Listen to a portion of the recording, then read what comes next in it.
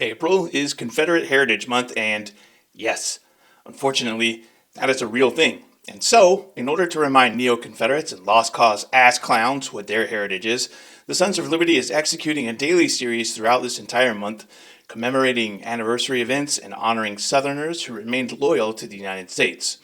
If you're just coming across our content, make sure to follow the Sons of Liberty, as we'll be upsetting neo-Confederates and Lost Cause bigots all month long. Kady Brownell was a veteran of the Civil War, born in 1842 in South Africa to a French mother and Scotsman by the name of Colonel George Southwell. She was adopted and raised by an unidentified couple at an unspecified location. Details are scant, but ultimately, the adopting couple and Kady moved to Rhode Island. Now, I realize that this is Confederate Heritage Month and we honor Southern Unionists, but since the Reich wing seems to hate immigrants, I'm covering another immigrant who was loyal to the United States because fuck your feelings, snowflakes. In the early 1860s, Kady met and fell in love with Robert Brownell whilst working as a weaver in a textile mill. The two forged a deep bond, eventually living as husband and wife. However, their lives took a dramatic turn with the outbreak of the Civil War in 1861. Robert enlisted in the 1st Regiment Rhode Island Volunteer Infantry of the Union Army. Refusing to be separated from her new husband, Kady approached Rhode Island Governor William Sprague, who allowed Kady to accompany her husband into battle.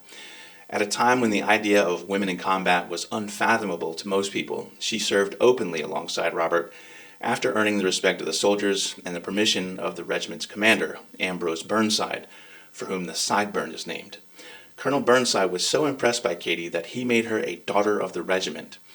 She transcended traditional roles, going from vivandière, which was a support position typically available to women, to color bearer, a role steeped in valor and risk.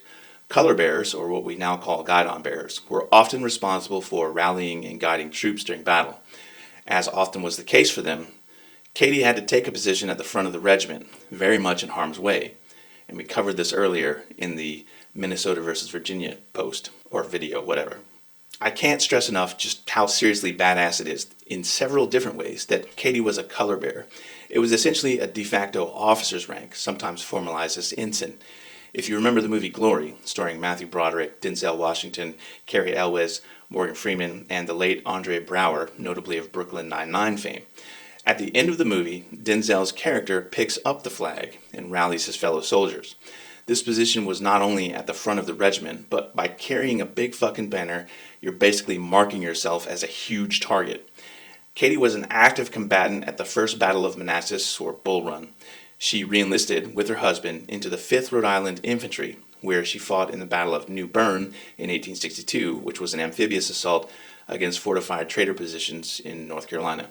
Now, if you know anything about amphibious assaults, like Normandy, you can understand what they were up against. According to unit history, Kady saved the lives of a number of her fellow soldiers. Her unit had emerged unexpectedly from a heavily wooded area, and a number of friendly Union regiments immediately prepared to open fire.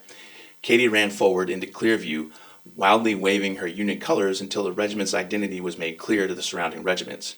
Kady and her husband were both wounded at the Battle of New Bern, and upon her husband's recovery, he was deemed unfit for battle and was discharged. Kady would also accept the discharge as she did not want to be away from her husband. Kady's military service was a groundbreaking challenge to the era's gender barriers, earning her the profound respect of her peers.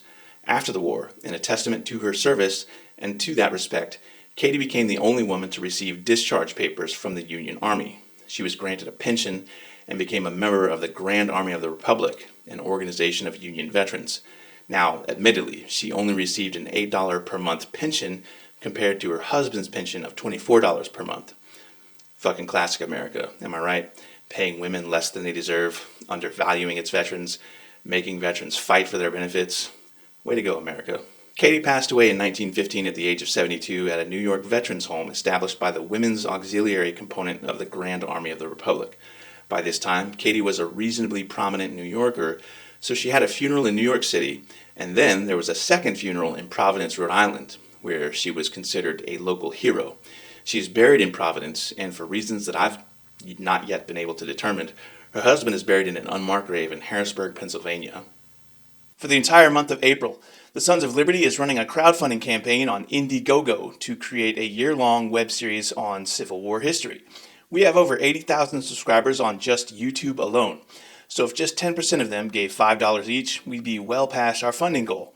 Funding this campaign means that the Sons of Liberty admins get to take you on an exciting historical journey and, at the same time, help to educate or debunk, depending, various bits of Civil War history, myths, legends, and lies.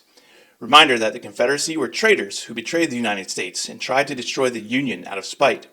Reminder that heritage, not hate, is lost cause horseshit. Reminder that the lost cause narrative is revisionist history bullshit. Reminder that the South seceded over slavery and economic factors tied to slavery. Also, another reminder that the Confederacy is a bunch of traitors who lost, got their asses kicked in a war that they started, and were forced to beg to be readmitted back into the Union. P.S. Your flag is a participation trophy.